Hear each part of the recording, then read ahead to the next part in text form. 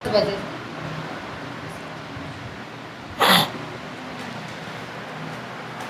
Hello साथियों, कैसे हैं आप सभी। मैं हरिओम एक बार फिर आप सभी का आपके अपने परिवार जीएस कंपटीशन इंस्टीट्यूट में हार्दिक स्वागत करता हूं। चलिएगा भाई, हर एक साथी आ जाए भाई क्लास में, अपने सभी साथी यार दोस्त और चाहने वालों के साथ क्लास को शेयर कर दे ज़ोरदार तरीके से, और जिससे हर एक बच्चा जुड़ सके भाई क्लास में अपने सभी साथी यार दोस्त और चाहने वालों के साथ। और देखिए भाई किस तरीके से शानदार तरीके से हम क्वेश्चन को करेंगे, कॉन्सेप्ट के माध्यम से, ट्रिक के माध्यम से।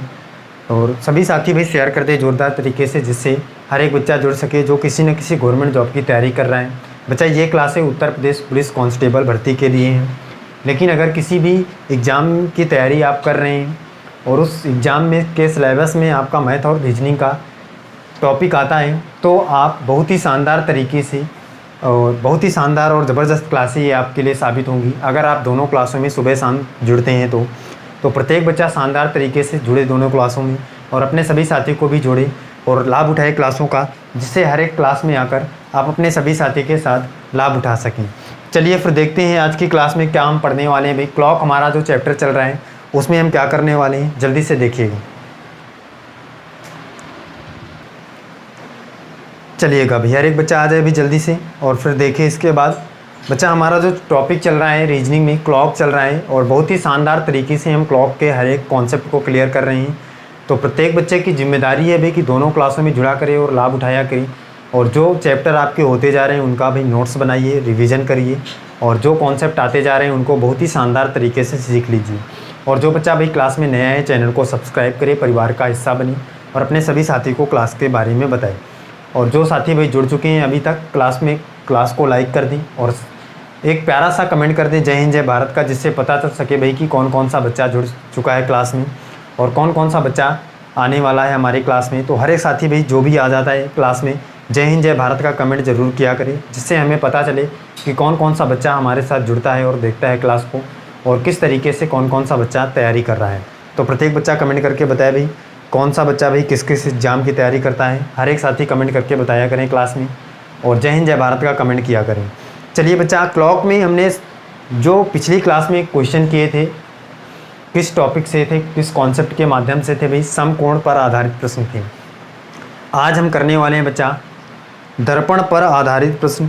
जो भी हमारे पास समतल दर्पण द्वारा घड़ी से संबंधित प्रश्न जो होते हैं उनके क्वेश्चन करने वाले हैं। हर एक बच्चा देखे भाई कौन से दर्पण पर आधारित प्रश्न, दर्पण पर आधारित प्रश्न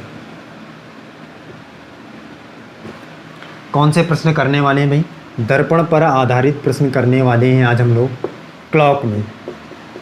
क्लॉक में दर्पण पर आधारित प्रश्न कैसे बनेंगे शानदार तरीके से, सबसे पहले कुछ बातें जान लीजिए, कुछ बातें यहाँ पे नोट करना है। तो प्रत्येक बच्चा मेरे साथ ही नोट करता जाएगा और हर एक बच्चा नोट्स में अपने बनाता जाएगा। चलिए देखिए, सबसे पहले तो दर्पण जानते हैं भाई, दर्पण कौन सा होगा भाई।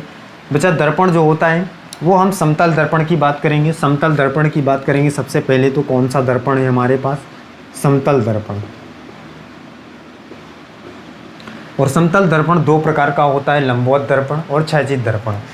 बच्चा जब भी हमारे पास दर्पण से संबंधित प्रश्न आएगा क्लॉक में, तो उसमें क्या होगा भाई, कोई भी दर्पण आपके क्लॉक के सामने रखा जाएगा और उसमें से आपको प्रतिबिंबित समय बताना होगा। यही तो पूछा जा सकता है भाई। और इसमें क्या पूछा जा सकता है भाई, कोई भी घड़ी रखी जाएगी दर्पण के सामने और उसका प्रतिबिंबित समय आपको बताना होगा, इसी टाइप का क्वेश्चन बनेगा।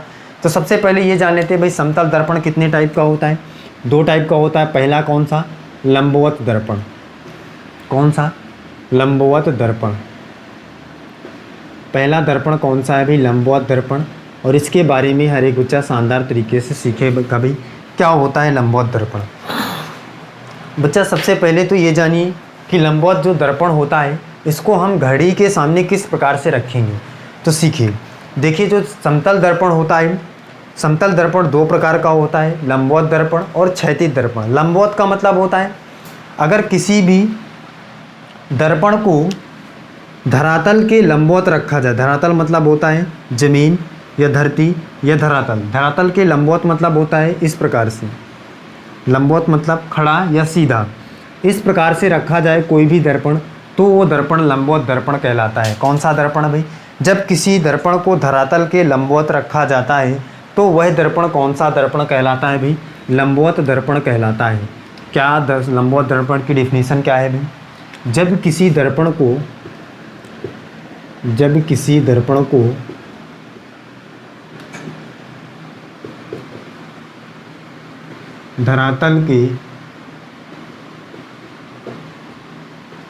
धरातल के लंबवत रखा जाता है,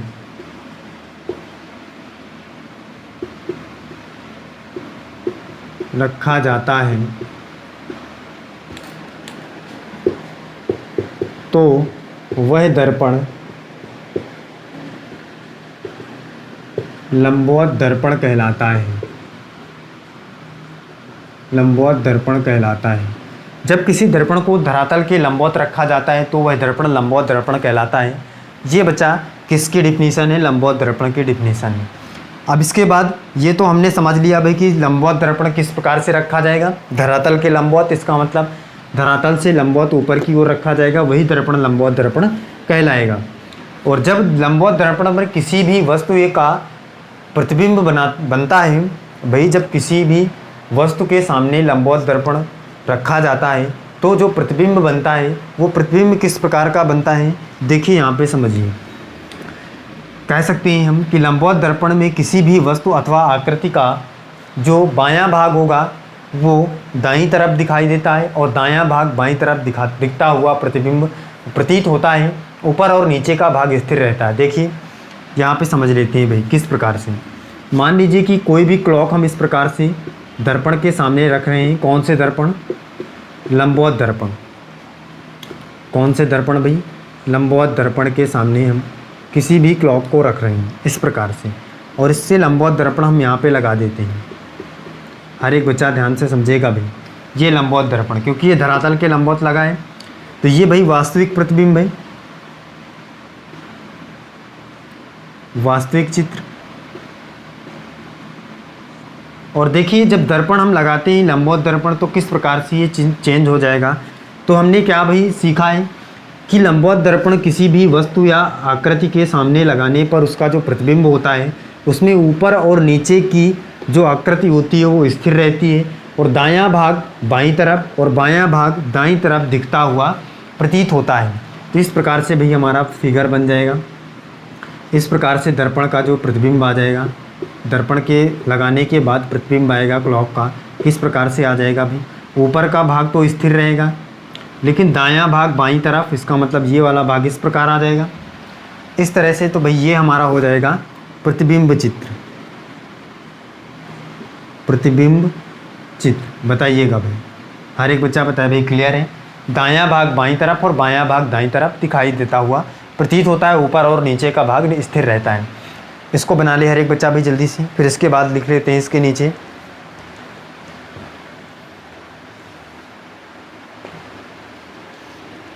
नोट कर ले भाई जल्दी से।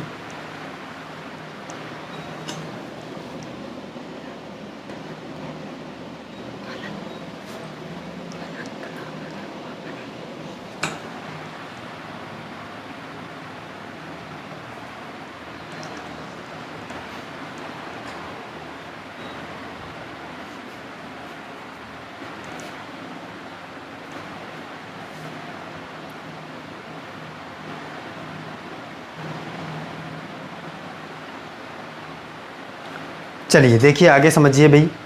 इसका मतलब बच्चा हम सीख चुके हैं कि लंबवत दर्पण होने पर दाईं और बाईं ओर की आकृति का जो भाग होगा वो आपस में चेंज हो जाएगा, ऊपर और नीचे का भाग क्या रहेगा? स्थिर रहेगा। तो यहाँ पे देखिए हर एक बच्चे ने इसको बना लिया होगा। इसके आगे लिख लेते हैं भाई, क्या लिख लेते हैं कि लंबवत दर्पण में किसी भी वस्तु अथवा आकृति का बायां भाग दाईं तरफ, यहाँ पे लिख लेते हैं भाई लंबवत दर्पण में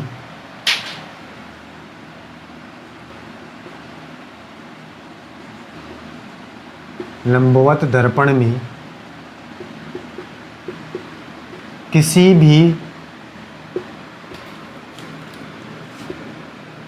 भी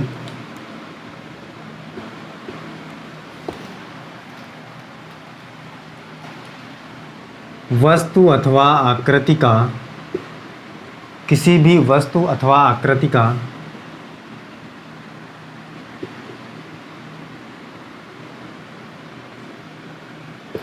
लंबवत दर्पण में किसी भी वस्तु अथवा आकृति का बायां भाग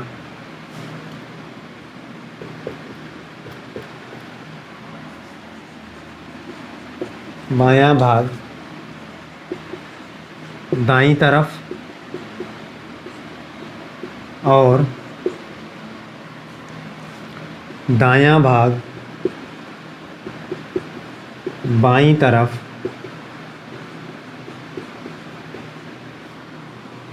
दिखता हुआ प्रतीत होता है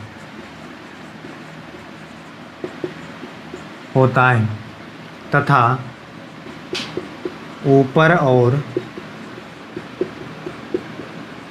नीचे का भाग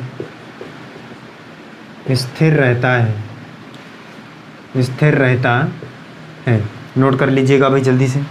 ऊपर और नीचे का भाग क्या रहता है? स्थिर रहता है। दायां और बायां भाग पलट जाता है आपस में, ऊपर और नीचे का भाग स्थिर रहता है।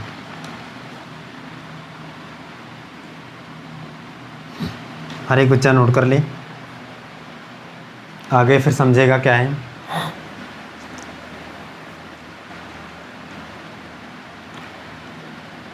चलिए देखिए, अब देखते हैं भाई क्वेश्चन समझते हैं शानदार तरीके से। लंबवत दर्पण से पर आधारित क्वेश्चन हम देख लेते हैं किस टाइप से बनेंगे, हर एक बच्चा समझेगा। लंबवत दर्पण पर आधारित प्रश्न कैसे बनेंगे, एग्जाम्पल देखिए और समझिए।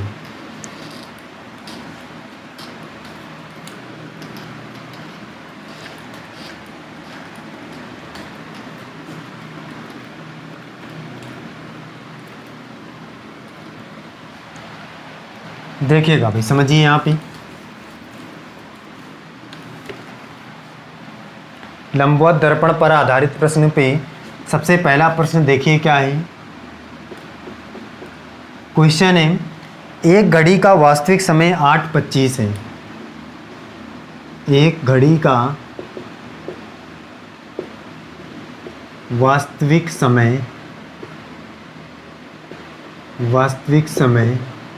8:25 से 8:25 है और इसे दर्पण में देखा जाए और इसे दर्पण में देखा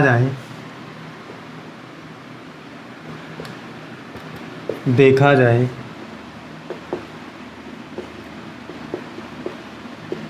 तो कितना बजता हुआ प्रतीत होगा? कितना बजता हुआ प्रतीत होगा?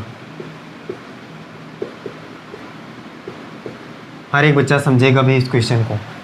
8:25 वास्तविक समय किसी घड़ी में दिख रहा है और इसे दर्पण के सामने रखा जाए या दर्पण में देखा जाए तो कितना बजता हुआ प्रतीत होगा, ये आपको बताना है।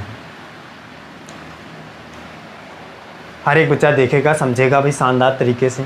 सबसे पहला टाइप समझिए, कह रहा है कि भाई किसी भी एक घड़ी का वास्तविक जो समय है, मतलब वास्तव में उस घड़ी में कितना बज रहा है उस टाइम पे 8:25 है। तो देखिए भाई, सबसे पहले हम देखते हैं फिगर बनाकर। एक घड़ी में 8:25 बजाते हैं। किस प्रकार से 8:25 बजता है, यहाँ पे देखिए। ये आपके पास क्लॉक है और इसमें 8:25 किस प्रकार से बजेगा देखिए। ये 6, 7, 8, इसका मतलब 8:25। तो जो हमारा जो घंटे की सुई है वो 8 और 9 के बीच में होगी और 25 मिनट है तो ये कहाँ पर होगी भाई? 5 पर होगी। किसकी सुई? मिनट की सुई। बताइए, क्लियर है भाई सभी को? इस प्रकार से 8:25 बज रहा है। ये वास्तविक समय है हमारा, वास्तविक चित्र।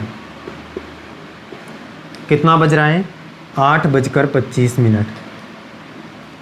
दर्पण लगाइए और जैसे ही दर्पण लगाएंगे, दर्पण में देखने के बाद भी इसका फिगर कैसे हो जाएगा, चेंजमेंट क्या होगा इसमें देखिए, यहाँ पे समझिए। हमने क्या सीखा भाई? लंबवत दर्पण जब जैसे ही हम लगाते हैं तो क्या चेंजमेंट होता है? दायां भाग बाईं तरफ और बायां भाग दाईं तरफ दिखता हुआ प्रतीत होता है, ऊपर और नीचे का भाग स्थिर रहता है। ये हमने सीखा है। तो देखिए भाई क्या है, यहाँ पे आ जाएगा कितना बचता हुआ प्रतीत होगा। सबसे पहली बात तो ये वाला भाग भाई जो बाईं तरफ है ये दाईं तरफ चला जाएगा, तो ये किधर चला जाएगा भाई, इस तरह से हो जाएगा। ये घंटे की सुई इस तरह से चली जाएगी 3 पर, और जो मिनट की सुई है इधर है तो ये इधर कहीं आप पे आ जाएगी, तो ये इस प्रकार से यहाँ से उठकर यहाँ पे आ जाएगी इस प्रकार से। बताइए क्लियर है भाई। चेंजमेंट क्या है भाई, दायां भाग बाईं तरफ, बायां भाग बाईं किधर दाईं तरफ, तो ये चेंजमेंट हो जाएगा। तो कितना बचता हुआ प्रतीत होगा, और ये कौन सा होगा, प्रतिबिंब चित्र। प्रतिबिंब चित्र। और ये कितना बज रहा है भाई, यहाँ पे देखिए तो कितना बज रहा है, 3:35 मिनट। 3:35 है भाई। बताइए तो हमारे पास जो वास्तविक समय है 8:25 और प्रतिबिंबित समय कितना आ रहा है 3:35 मिनट। यही आपको निकालना था भाई, कितना बजता हुआ प्रतीत होगा। तो कितना बजता हुआ प्रतीत होगा, 3:35 मिनट। बना लीजिएगा भाई। और अगर पहले तरीके से हम क्वेश्चन को करेंगे तो हमारा आंसर कितना आएगा, 3:35 मिनट, और यही हमारा राइट आंसर हो जाएगा। बच्चा फिगर बनाकर अगर आप निकालेंगे तो शानदार तरीके से आप निकाल पाएंगे कि जो हमारा प्रतिबिंबित समय है वो 3 कितने मिनट है, 35 मिनट है।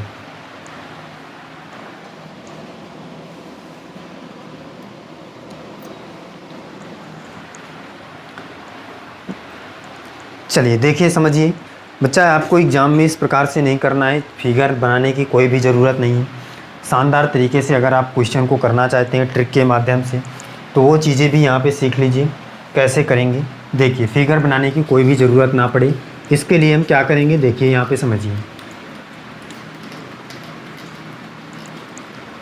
आपको निकालना है भाई प्रतिबिंबित समय या कितना बचता हुआ प्रतीत होगा, इससे आपको मतलब है केवल और केवल आपको टाइम निकालना है, कितना बचता हुआ प्रतीत होता है। कोई दिक्कत नहीं है। यहाँ पे समझिए रूल क्या है। सबसे पहले रूल समझ लीजिए, जब भी आपके सामने बच्चा जो समय होगा वो क्या होगा, 12 बजे से छोटा होगा। मतलब कि 12 बजे से कम के लिए टाइम के लिए हमारे पास, मान लीजिए कि 12 बजे तक अगर आपके पास कोई भी टाइम आता है तो आप आसानी से ये रूल फॉलो करेंगे। अगर 12 बजे के बाद का कोई भी टाइम आता है, जैसे 12:30, 12:40 या 12:20 इस प्रकार से, तो आपको कुछ चेंजमेंट करना है। बाकी 12 से छोटा अगर कोई भी टाइम है तो कोई दिक्कत नहीं है। क्या करना है समझिए, यहाँ पे सारे रूल्स हम नोट कर लेते हैं। सबसे पहले क्या करना है, जब भी आपके पास लंबवत दर्पण के लिए और क्या निकालना हो भाई, प्रतिबिंबित समय निकालना हो, तो क्या करना है, नोट यहाँ लगाइए और लिखिए उसमें क्या, यदि दिया गया समय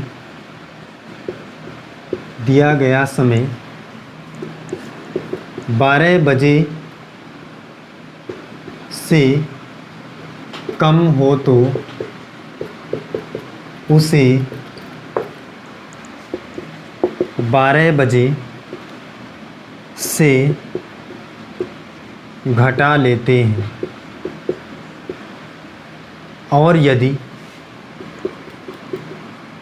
और यदि 12 बजे से अधिक समय हो तो 24 बजे से घटा लेते हैं। क्लियर है भाई सभी को। क्या करना है, लंबवत दर्पण के लिए है भाई ये कंडीशन कि यदि दिया गया समय 12 बजे से कम हो तो उसे 12 बजे से घटा लेते हैं, और यदि 12 बजे से अधिक समय हो तो 24 बजे से घटा लेते हैं। क्लियर है सभी को। बताइए, हर एक बच्चा बताए भाई ये सारी चीज़ें क्लियर हैं, नोट कर ले जल्दी से। इसके बाद देखिए इस क्वेश्चन का शानदार तरीके से कैसे आंसर आएगा।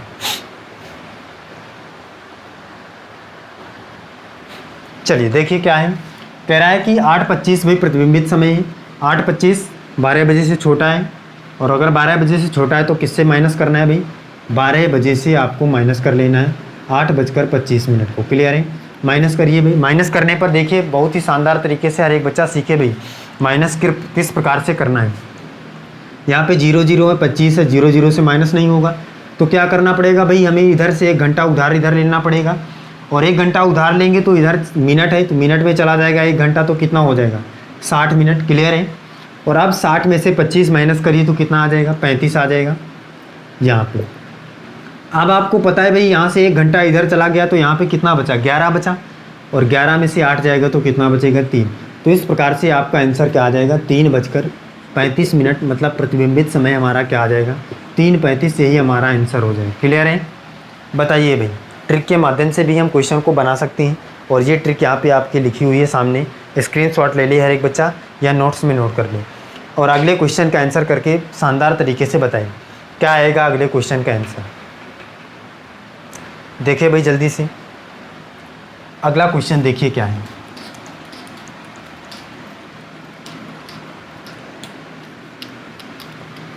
हर एक बच्चा इस क्वेश्चन का आंसर करके बताए भाई क्या है अगला क्वेश्चन।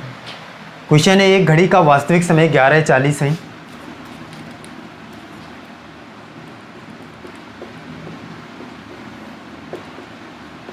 एक घड़ी का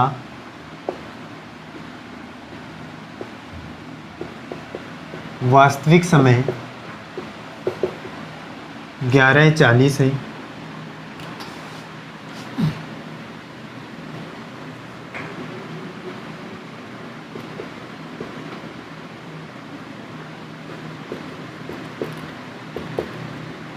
लंबवत दर्पण में रखने पर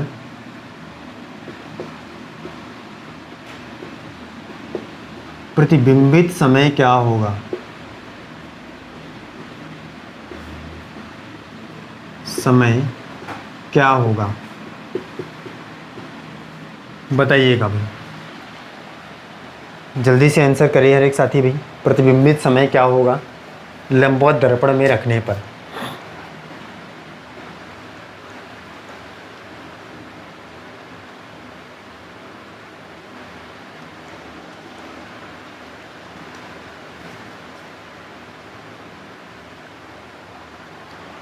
हर एक साथी बताए भाई इस क्वेश्चन का आंसर क्या होगा।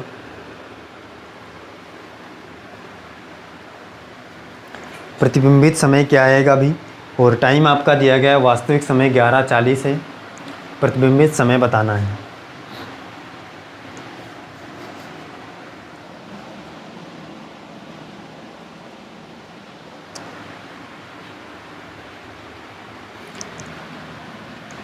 चलिए देखिए समझिए भाई प्रतिबिंबित समय क्या होगा, कोई दिक्कत नहीं। लंबवत दर्पण पर क्या करना है भाई, 12 बजे से कम समय के लिए 12 बजे से माइनस करिए, तो 12 बजे से माइनस करिए क्योंकि कितना है टाइम 11:40 है, तो 12 बजे से माइनस करिए इसको 11:40 को। प्रतिबिंबित समय आपको निकल आएगा, माइनस करिए कितना आएगा। यहाँ से 1 घंटा उधार लेना पड़ेगा भाई, 0 0 है, 40 से आएगा तो यहाँ तो 20 आ जाएगा, 20 मिनट। इसका मतलब यहाँ से 1 घंटा इधर चला गया तो कितना बचा भाई, 11 बचा। बताइएगा बच्चा 11 बचा यहाँ पे, और अगर यहाँ से 1 घंटा यहाँ पे चला गया तो 11 बचा, तो यहाँ पे कितना बच जाए 11, और ये भी 11 है, तो कितना आंसर आ जाएगा भाई हमारा यहाँ पे 0 0। बताइएगा बच्चा 0 0 आ जाएगा। यहाँ भी 11, यहाँ भी 11, 11 से 11 माइनस करेंगे तो 0 आ जाएगा। जब ऐसी कंडीशन आपके सामने बने भाई कि यहाँ पे 0 आ जाए,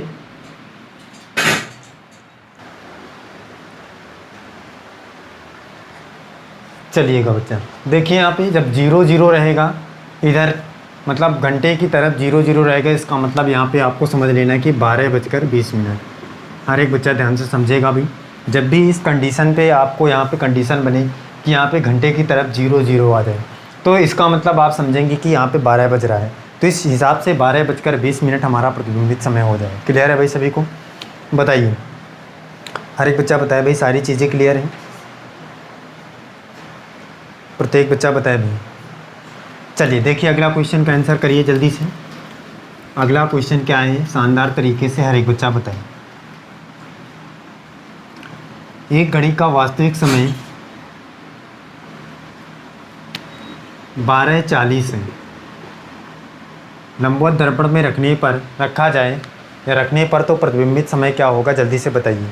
हर एक साथी भाई इस क्वेश्चन का आंसर करके बताए भाई। 12:40 वास्तविक समय है तो प्रतिबिंबित समय क्या होगा।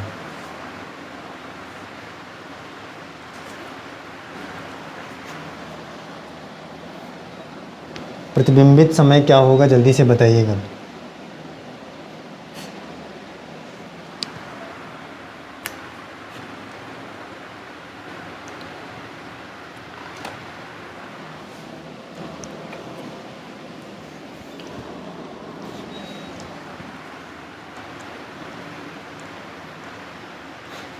चलिएगा भाई, हर एक बच्चा समझे भाई इस क्वेश्चन का आंसर क्या होगा।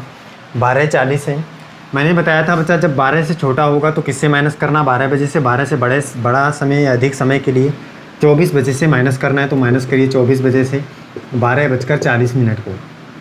कितना आएगा, माइनस करिए यहाँ से 60 उधार लेंगे भाई, एक घंटा 60 मिनट तो 20 आ जाएगा यहाँ से, और 24 में से एक चला गया उधर, तो यहाँ पे कितना 23 बचा, 23 में से 12 जाएगा तो कितना 11, तो 11:20 आ जाएगा हमारा राइट आंसर। इसका मतलब 11:20 पर घड़ी की जो प्रतिबिंबित समय होगा लंबवत दर्पण रखने पर दिखाई देगा। क्लियर है भाई, सभी को बताइए। सारी चीज़ें क्लियर हैं, हर एक बच्चा कमेंट करके बताया भाई कि यहाँ तक की सारी चीज़ें क्लियर हैं, कोई भी दिक्कत नहीं है, हर एक बच्चा कमेंट करके बताए। चलिए फिर आज की क्लास में हम यहीं तक रखते हैं और मिलते हैं अगली क्लास में। तब तक हर एक बच्चा जुड़ा रहे और देखे, सीखे और रिवीजन करेगा प्रत्येक टॉपिक का। जो भी टॉपिक हो चुके हैं उनका शानदार तरीके से रिवीजन करे और कॉन्सेप्ट सीखे। चलिए फिर मिलते हैं अगली क्लास में। आज के लिए बस इतना ही। जय हिंद।